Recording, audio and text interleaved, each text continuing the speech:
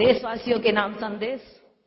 सब देशवासी मिल उतारें इस वतन की आरती, सब देशवासी मिल उतारें इस वतन की आरती, फूले फले यह देश भारत और हमारी भारती। सोए रहेंगे साथियों, सोए रहेंगे साथियों, कब तक कि तुम अज्ञान में, जागो उठो जुट जाओ फिर से देश के उत्थान में। सोचो हमारे देश का, सोचो हमारे देश का मन आज कितना अधीर है, सोचो हमारे देश के सीने में कैसा तीर है, सोचो हमारे देश के सीने में कैसा तीर है। कोशिश करो यह जानने की देश क्यों है गिरा हुआ, कोशिश करो यह जानने की देश क्यों है गिरा हुआ। दुनिया का जो सरताज था वो आज क्यों पिछड़ा हुआ, दुनिया का जो सरताज था वो आज क्यों पिछड़ा हुआ। बरसों से बाढ़ें खा रही है देश की हरियाली को, बरसों से बाढ़ें खा रही है देश की हरियाली को। व्याकुल व्यथित इस देश के जन खोजते खुशहाली को, व्याकुल व्यथित इस देश के जन खोजते खुशहाली को। सब एक होकर नष्ट कर दो, सब एक होकर नष्ट कर दो स्वार्थी रखवालों को, जो हो अटल सच्चाई पे खोजो नए खुशहालों को। जाति धर्म के नाम पर इस देश के टुकड़े हुए, जाति धर्म के नाम पर इस देश के टुकड़े हुए, सीधे सरल खुशहाल लोगों के मलिन मुखड़े हुए, सीधे सरल खुशहाल लोगों के मलिन मुखड़े हुए। अब लक्ष्य केवल एक, अब लक्ष्य केवल एक अपने देश का उत्कर्ष हो, जाति धर्म हो कोई पहले देश भारतवर्ष हो। मुश्किल से आई देश की पतवार सच्चे हाथों में, मुश्किल से आई देश की पतवार सच्चे हाथों में, मिलजुल के इनका साथ दो, मत आओ झूठी बातों में, मत आओ झूठी बातों में। राजीव दीक्षित भाई जैसे देशभक्त मिल जाएंगे, राजीव दीक्षित भाई जैसे देशभक्त मिल जाएंगे, उजड़े हुए इस चमन में हम फिर से सौरभ पाएंगे, उजड़े हुए इस चमन में हम फिर से सौरभ पाएंगे।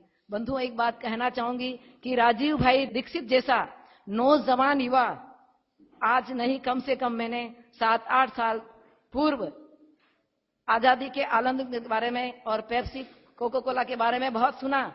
ऐसे हमारे एक नवयुवक समाज में आगे आए हैं, हजारों नवयुवकों को जोड़ रहे हैं। इसलिए एक बात कहते हुए, युवा शक्ति वह शक्ति है, युवा शक्ति वह शक्ति है जब चाहे ब्रह्मांड हिला दे, युवा शक्ति वह शक्ति है जब चाहे ब्रह्मांड हिला दे।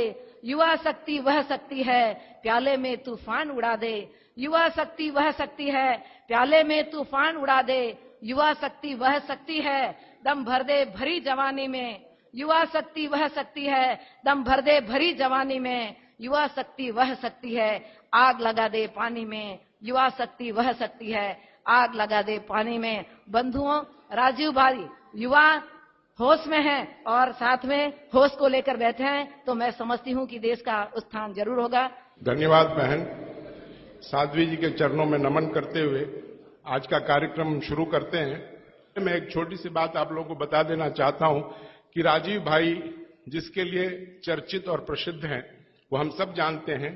राष्ट्रीय चेतना, राष्ट्र धर्म और राष्ट्र चिंतन उनका गहन विषय रहा है। उस पर उनकी सूक्ष्म सोच रही है हर एक समस्या के बारे में, और उसके बाद अब उन्होंने स्वास्थ्य के लिए भी जो सूक्ष्मता से उन्होंने गहन अध्ययन किया है और वो हम तक अपनी बात रख रहे हैं। तो इन दोनों चीजों को मैं जोड़ना चाहता हूं।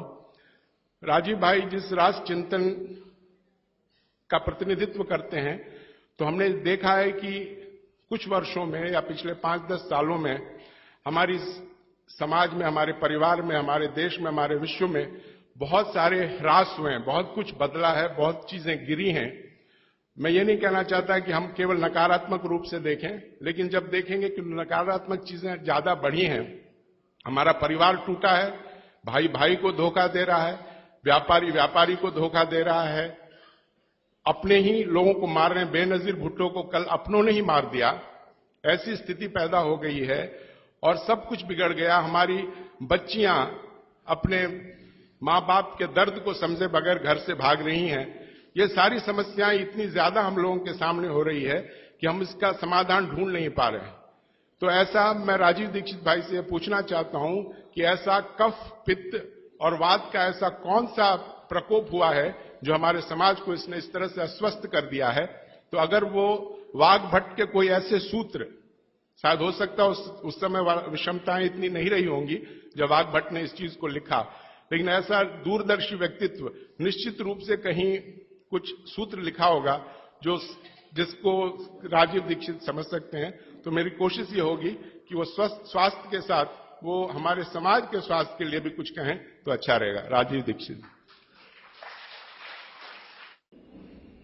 जो मैं बताना भूल गया था कि आप सब जानते हैं राजीव दीक्षित जी पूरे देश में घूमते रहते हैं और इसके लिए वो किसी तरह का रकम या किसी तरह की राशि वो नहीं लेते हैं, और इनका पूरा का पूरा जो ये आंदोलन है वो सेवाश्रम में इनका जो ट्रस्ट है उस पर चलता है, और वहां वो जमीन से जुड़ी हुई चीजों को वो महत्व देते हैं, उन लोगों को बढ़ावा देते हैं। जैसे उसने पहले दिन कहा कि कुम्हारों के लिए और खादी बनाने के लिए उन्होंने एक बहुत अच्छा काम वहां पे सेवाग्राम में किया है, और सेवाग्राम से अभी खादी के कपड़े यहां आ चुके हैं।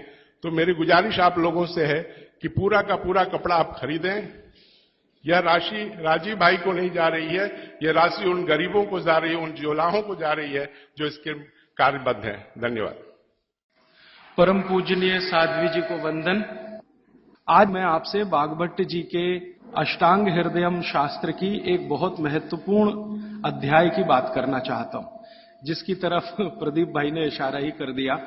मैं खुद ही उसकी आज बात ही करने वाला था, उन्होंने कह दिया तो अच्छा ही हुआ कि हमारे शरीर में वात पित्त कफ की स्थिति अगर सम है तो हम जीवन भर निरोगी रहते हैं। और निरोगी शब्द की जब मैं बात करता हूं तो आप वाग्भट जी का जो निरोगी शब्द है वो शरीर से भी स्वस्थ और मन से भी स्वस्थ, और मन के बाद एक और स्थिति होती है चित्त की, वहां भी स्वस्थ।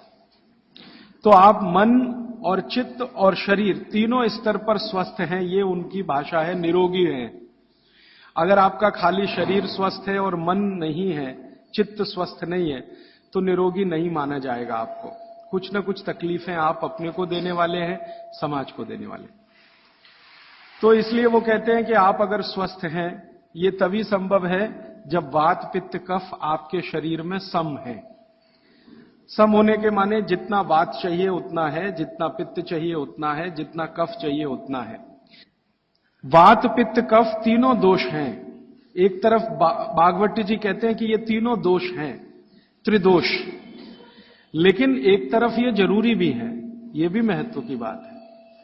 अगर ये नहीं है शरीर में तो आप शरीर से काम ही नहीं ले सकते।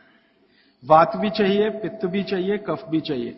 बस उन्होंने ये कहा कि ये सम मात्रा में हो, जब जितनी जरूरत है उतने हो।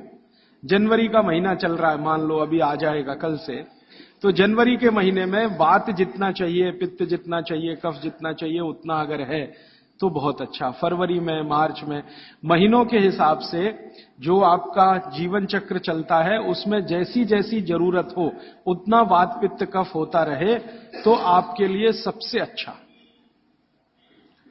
और अगर ये जरूरत के हिसाब से कम ज्यादा होता है, नहीं मिल रहा है, तो बहुत ही खराब, तो आप रोग ही रोग में डूबेंगे। ये है जो महत्व की बात समझने की है। तो वाग्भट जी ने कहा कि आपके जीवन में ये वात पित्त कफ जब जरूरत हो वैसे ही रहे, उसके लिए उन्होंने एक अध्याय लिखा, पूरा अध्याय लिखा। उसका नाम है दिनचर्या।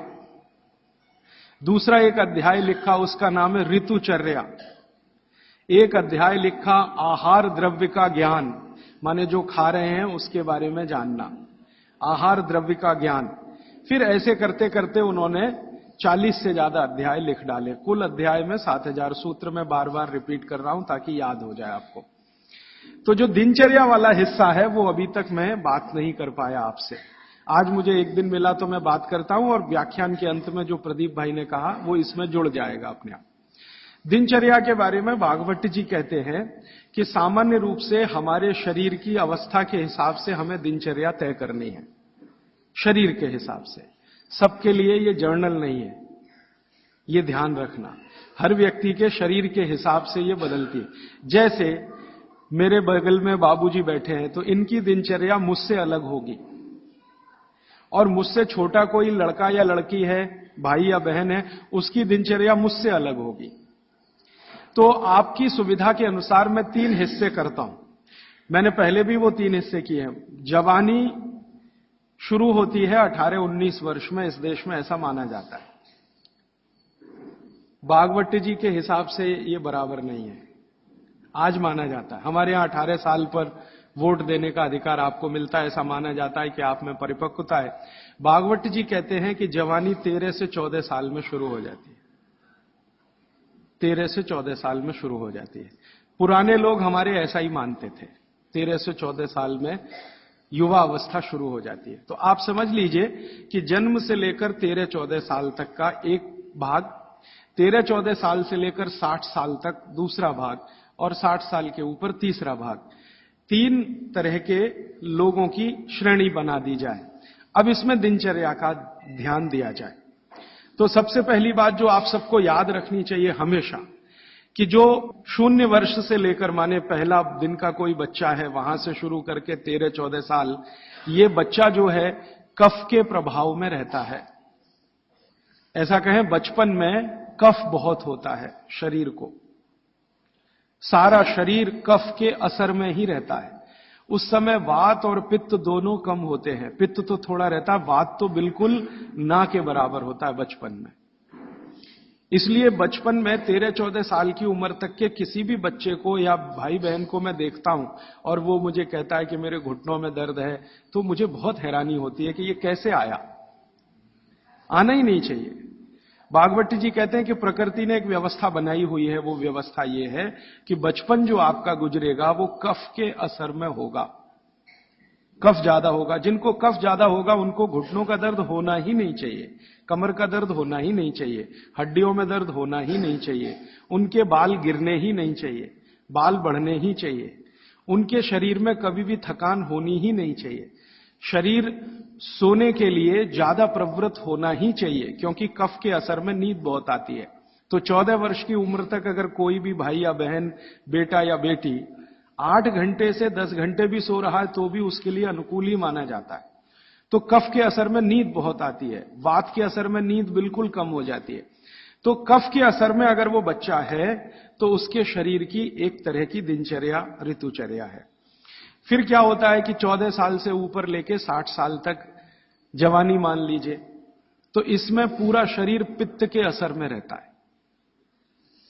14 साल से लेकर 60 साल तक पित्त का असर होगा। तो शरीर को पित्त का असर होगा ही ये इतने दिनों में। तो इनके लिए एक तरह की ऋतुचर्या, दिनचर्या। और तीसरा है 60 के ऊपर की जब उम्र हो जाती है तो वात के प्रभाव में आ जाता है पूरा शरीर। तो 60 के ऊपर उम्र जिनकी हो गई, अब वो मुझे ये कहें कि राजीव भाई घुटने दुख रहे हैं, तो समझ में आता, ठीक है भाई, स्वाभाविक है आपके लिए, हड्डियां कमजोर हो रही हैं, बिल्कुल स्वाभाविक है। ये उतना ही स्वाभाविक है जैसे आपके जीवन में बहुत सारी दूसरी चीजें स्वाभाविक होती है। तो 60 के बाद जब तक आप जीवित हैं वात के प्रभाव में है, 60 से पहले 14 वर्ष तक जब तक आपकी उम्र है आप पित्त के प्रभाव में है, और 14 वर्ष से कम आपकी उम्र है तो आप कफ के प्रभाव में हैं। तो मैं कफ से शुरू करता हूं। कफ से शुरू करें कि कफ प्रधान जो बच्चे हैं 14 साल तक, उनकी दिनचर्या कैसी होनी चाहिए। उनके लिए भागवती जी कहते हैं कि ये जो कफ के प्रभाव में बच्चे हैं, ये आज से मैं आपसे माफी मांगते हुए कह रहा हूं, कफ के प्रभाव के बच्चों को जितनी चाहें उतनी नींद लेने दीजिए। आप उनको टोका टाकी मत करिए। अक्सर मैंने देखा है मां बाप की जो टोका टाकी बच्चों के लिए, अरे इतनी देर सोता है, वो सोएगा ही क्योंकि कफ के असर में है।